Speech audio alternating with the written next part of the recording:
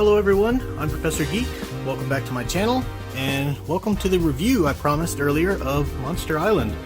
Graham Nolan's Monster Island, glorious, glorious book that I showed in the Professor's Post Office video I did the other day of a post office haul. This is one of the things that I backed from Graham Nolan on his Kickstarter campaign, and it finally came, and I'm very excited about that. So yeah, I wanted to go ahead and give a review of it.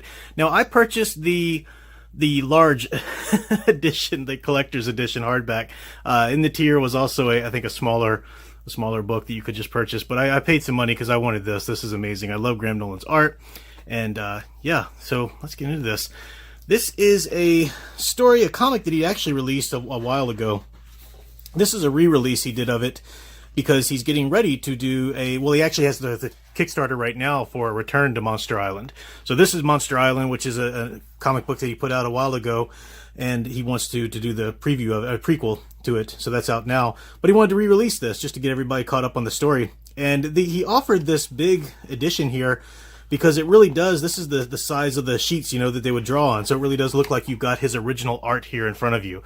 I mean, that's so cool. It's massive. It's hard for me to get everything on screen at once, but Graham Nolan, I mean, his art's just amazing. So that's the first, wonderful part of this book. You've got Graham Nolan's just epic art, really great stuff.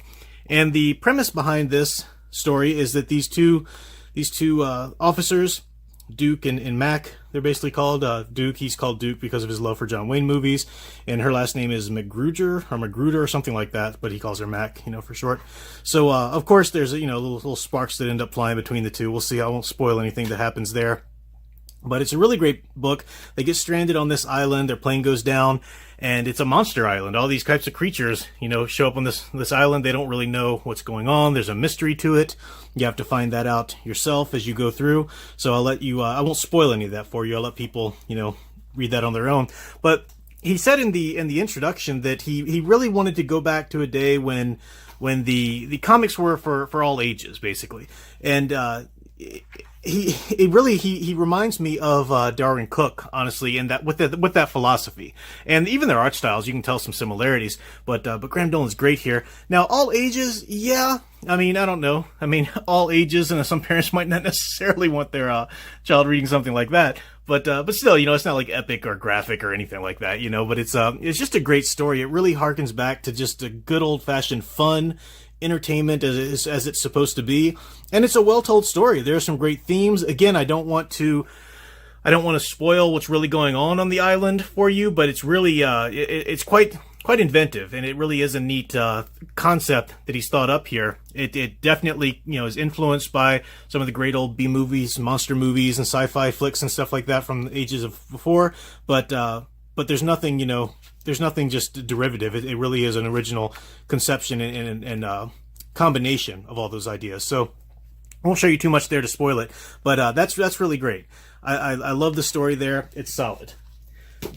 It ends with a prologue of Return to Monster Island. So getting people ready for this Kickstarter, which is going on now. I'll have a link in the description there below for you to go ahead and check out that one. Now, the Return to Monster Island is going to be in color because the rest of this prologue is actually in color. So that looks really cool. It's enough to kind of get your appetite going for part two. You find out in this little prologue why they are returning to Monster Island, as the title there says. So pretty great way just to lead you into the second one, and that campaign's going on right now, so you're not going to have to wait too terribly long.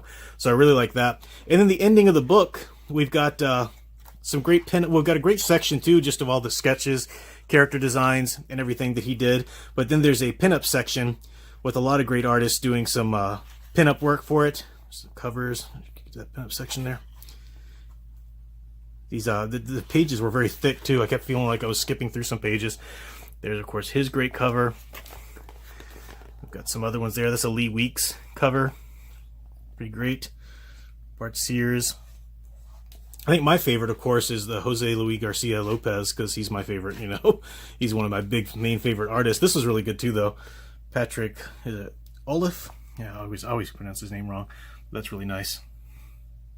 These the artists really get the monsters down quite well. And the scale, scale's got to be really something something to it. So really like that. But yeah, Jose Luis Garcia Lopez, of course, he's my favorite from all of the wonderful Silver Age or Super Friends style DC stuff he did. But there's his, yeah, colored by, I do not know how to pronounce that name. I wish I did, but yeah, there you see it. So yeah, Jose Luis Garcia Lopez. That's really great monster, kind of jumping from there. And this one over here is sort of a Mad Magazine style, which is not bad. So very cool by Tom Richmond. So yeah, this is a great title. You can buy, I don't think you can, this collector's edition is no longer available, I don't think. But check that Kickstarter campaign and just to be certain. But if you do back Return to Monster Island, you can go ahead and opt in for a tier to receive the Monster Island one as well. So if you have never read this or whatever, you can still get this book in some fashion or another in order to catch up on the story and receive both of them. I'll say as well that, just in terms of, we talked about how wonderful the art is, but in terms of the writing, as I said, he does pull from a few influences with the story and the plot and what's really going on the island, but it does keep you guessing. You don't, even if you think you know what's going on, it kind of pulls a twist on you, and that's good. It's fun for the reader. Also, the relationship between Duke and Mac, the sparks that fly between them and whatnot, and what happens between them, it's really well done. It really is some good psychological realism between the two of them in terms of storytelling, and I'm very happy with that. They're two fun characters to spend time with, and to have them spend time together, watching that happen, that's really great. The only real critique I have about the book is, and this is the only thing I can say, and I'm sure this is probably just I don't think we'll see it as much in the Return to Monster Island, but as we start out, we just we begin in medias res with these two officers all of a sudden really just getting sucked into this island right off the bat. So we don't have any time where we meet them first and kind of get the lay of the land and what's going on. We just jump right in, and that's a good thing. It's good storytelling. It's gripping. It's engaging. But some of the dialogue, when they're trying to give exposition, when Nolan is trying to let us know what's going on, who these characters are, how long they've known each other, kind of what their relationship is pre-established, the dialogue feels a little clunky because it's just so laden down with exposition. Once that exposition gets out of the way, the dialogue's great. Yeah, it's not like, he can't write dialogue by any means. It's just the exposition bogs it down a little bit, and it feels a little clunky and unnatural to begin with. Now, you don't care because you're reading this great art and this great story's coming, but again, my reviews are very workshop oriented, so I like to, if there's something that can be improved upon, I like to mention that. But I'm very much looking forward to Return to Monster Island as well.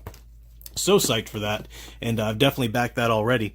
And this did come with it. I showed this on the Professor Post video, but just to show it again here, this is the sketchbook of Graham Nolan's work that came along with it. So really great stuff. Some of his Batman stuff, Tarzan stuff. Yeah, everything that he did. Joe Frankenstein is even in here.